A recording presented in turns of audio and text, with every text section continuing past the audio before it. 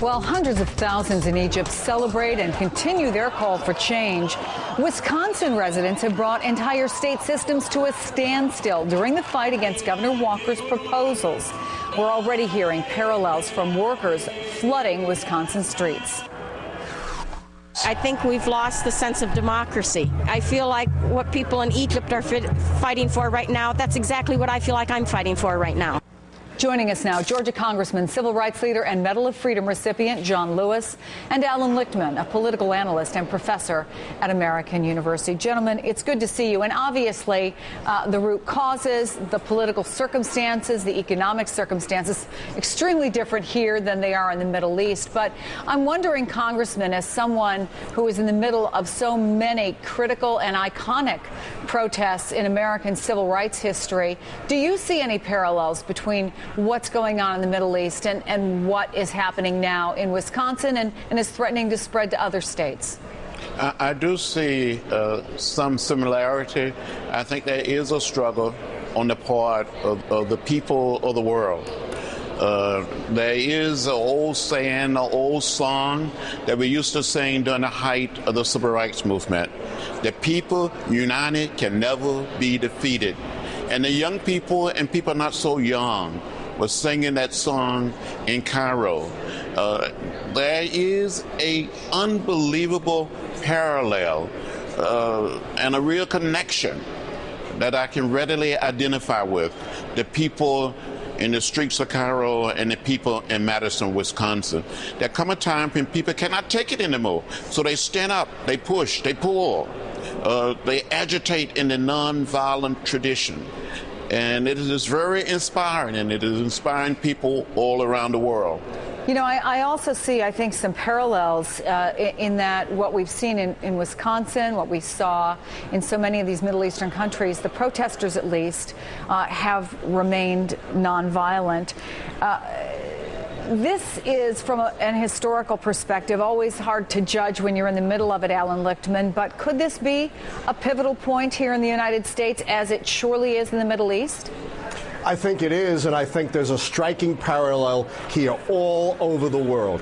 In part, the protests in the Middle East are over political repression. But there's a much deeper cause of these protests, and that is the enormous maldistribution of income.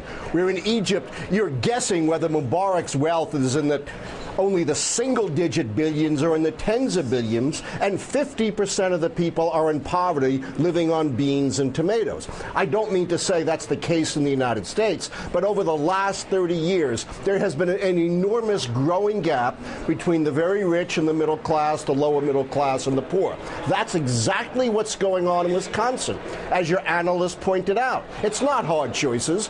Governor Walker, the Republican, decided he was going to give tax breaks that benefit those at the upper brackets, and in turn, budget cuts that are going to hit the middle class. Then add to that, which has nothing to do with budget cuts, his going after labor unions. One of the most important reasons for the rise of American conservatism since the 1970s is the precipitous decline of labor unions. What was one of the first things Ronald Reagan did?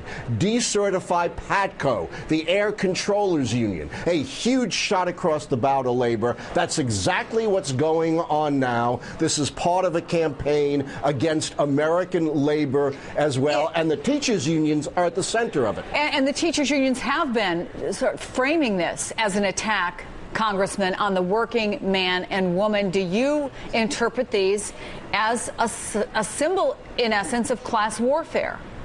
Well, it is a struggle between those at the top, at the very, very top, those in the middle, and those at the bottom.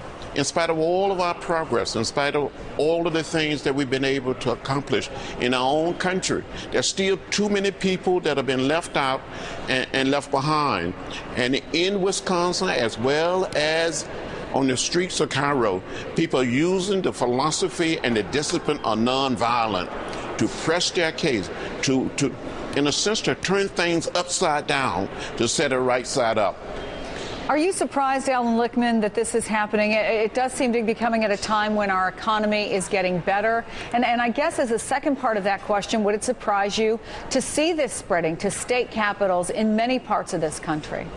This doesn't surprise me a bit. You know, protests in the streets are as American as apple pie, and the times are still hard, even though they're getting better, and hard times bring out the protests we saw during the Great Depression of the 1930s, the bonus army marching on Washington to demand payment of the soldiers' bonus. We saw farmers protesting low prices and foreclosures. We saw people in the cities protesting tax bills. And in the 1960s, of course, we saw the anti-war protests, the civil rights protests. We saw labor protests in the 1930s for the right to organize. Usually when people get into the streets, believe it or not, something good happens. I'm not worried about the future of this country. I think it's a very positive thing that people believe strongly enough in what's going on to put their bodies on the line in the streets, as John Lewis did in the 1960s, that transformed this country. Alan Lichtman, thank you very much. As we watch protesters showing up in Madison, Wisconsin, also thank you to a man who's been such an integral part of that positive change in the history of America, Congressman John Lewis. Thank you, gentlemen. Great conversation. We do appreciate it. Thank you. Got some fun science coming up. Rare solar flare-ups that could wreak havoc on the Earth's airwaves. Is a catastrophe headed our way? And why is the sun so angry? Black all the sun, won't you come?